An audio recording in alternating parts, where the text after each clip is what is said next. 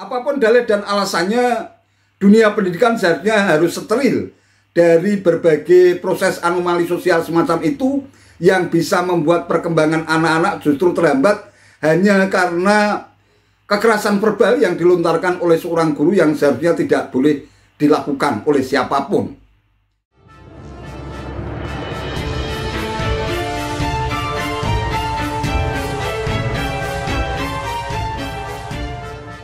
Assalamualaikum warahmatullahi wabarakatuh. Salam sejahtera untuk kita semua, salam budaya. Sahabat-sahabat tercinta sebangsa dan setanah air yang sangat saya hormati, dunia pendidikan kita kembali diterpa kabar tak sedap. Sebuah video yang viral di berbagai platform media sosial, termasuk di grup WhatsApp, dikabarkan terjadi di Kabupaten Takalar, memperlihatkan seorang guru sedang membuli salah satu siswanya dikarenakan hanya seorang anak petani. Tampak dalam video yang berdurasi sekitar 1 menit 35 detik tersebut, guru berada dalam ruang kelas mengucapkan kepada salah satu siswa, "Kamu itu anak petani, bukan anak panglima," yang langsung membuat reaksi terhadap siswa lain dengan menjawab, "Petani juga sebuah pekerjaan dan jelas halal." Setelah beberapa siswa tersebut membalas ucapan guru, para siswa histeris dan keluar kelas, dan kejadian ini diduga terjadi di SMA Negeri 3 Takalar. Sementara itu, saat hendak dikonfirmasi, Kepala Dinas Pendidikan Provinsi Sulawesi Selatan melalui pesan singkat yang dikirimkan pada hari Kamis malam 5 Oktober 2023 belum membalas pesan yang dikirim.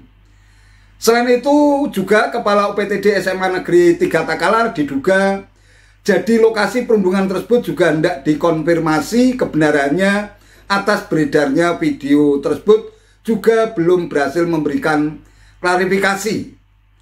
Namun Kepala Komite SMA Negeri 3 Takalar Dr. Nawir Rahman berhasil dikonfirmasi pada hari Kamis malam tanggal 5 Oktober 2023 dan ia membenarkan bahwa memang kejadian tersebut berada di SMA Negeri 3 Takalar di kelas 12 dan langsung dimintai konfirmasi kepada guru yang bersangkutan dan siswa-siswi yang ada di dalam ruang kelas tersebut. Dari hasil konfirmasi tersebut, sang guru yang menjadi pelaku perundungan atau bullying tersebut mengaku menyesal atas kekerasan verbal yang ia lontarkan pada salah satu siswa didiknya itu. Kak petani pekerjaan tonji pak. Yang penting kau halal sih pak. Kenapa disalahkan petani? Tidak bisa begitu pak kata aku.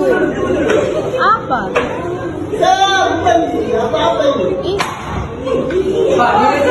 Pak, jangan mau bilang petani pak. Mentang-mentang kita guru di situ bawa petani.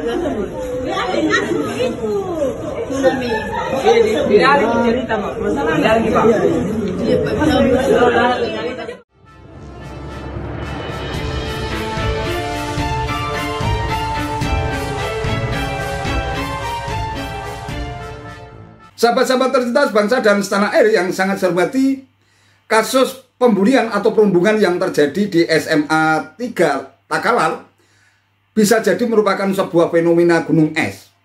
Artinya kalau didalami lebih lanjut bisa jadi kasus yang serupa terjadi di daerah-daerah yang lain.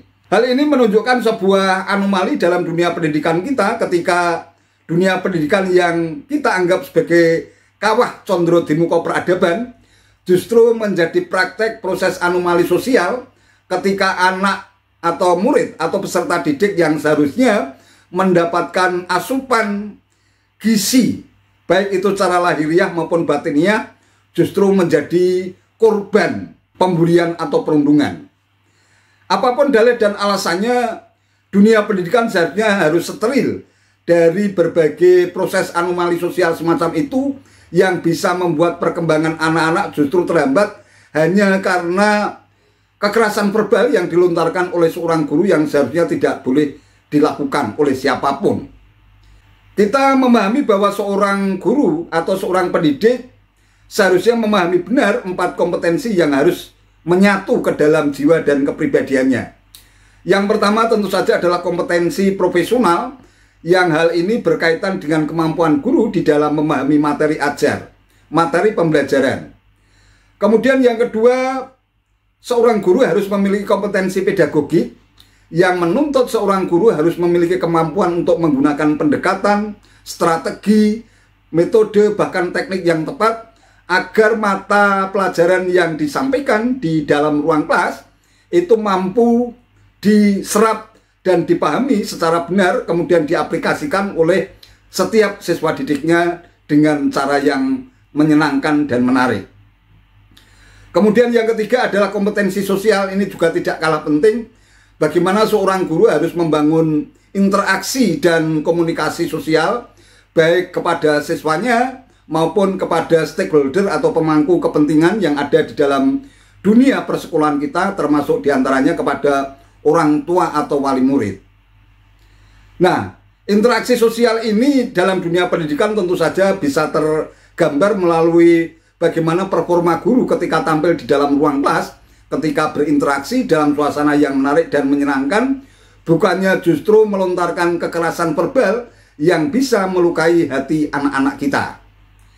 Kemudian yang tidak kalah penting tentu saja adalah kompetensi kepribadian yang berkaitan dengan bagaimana seorang guru mampu memiliki kepribadian yang baik, yang bisa menjadi teladan bagi siswa didiknya, sehingga anak-anak menjadi generasi abad 21 yang memiliki 4 kecerdasan sekaligus, yaitu kecerdasan intelektual, kecerdasan emosional, kecerdasan sosial, dan juga kecerdasan spiritual secara utuh dan paripurna.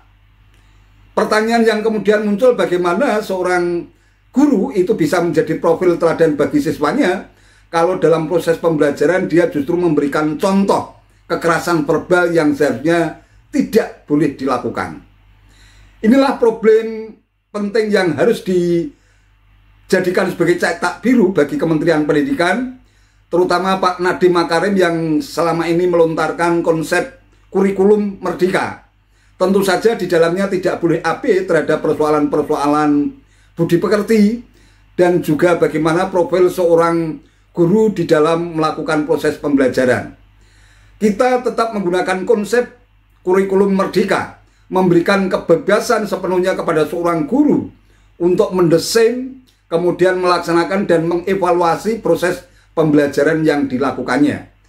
Meski demikian, kurikulum merdeka yang memberikan kebebasan kreatif kepada seorang guru tetap harus menggunakan acuan nilai-nilai moralitas, nilai-nilai budi pekerti, dan nilai-nilai kesantunan yang selama ini dijadikan sebagai tagline dan slogan utama dalam dunia pendidikan kita.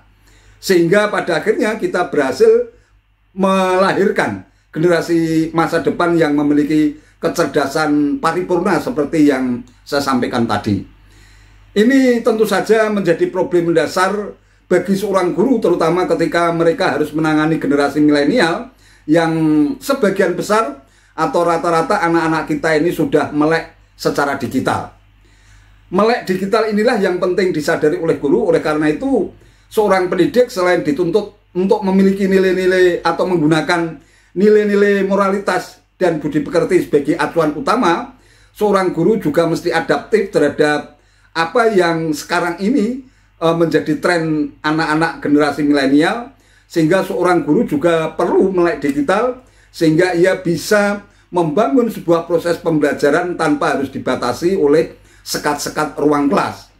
Jadi bisa anak-anak kita diajak untuk berselancar kemanapun dengan menggunakan media digital ini sebagai sarana yang menarik agar anak-anak kita bisa belajar dalam suasana yang penuh dengan kemerdekaan tanpa ada penindasan, apalagi ada seorang guru yang melontarkan kekerasan verbal, kata-kata yang bisa menyakitkan anak-anak kita, sehingga mereka justru ketika berada di ruang kelas berada dalam keadaan yang sangat tidak bahagia, sangat tidak menggembirakan, sangat tidak menarik.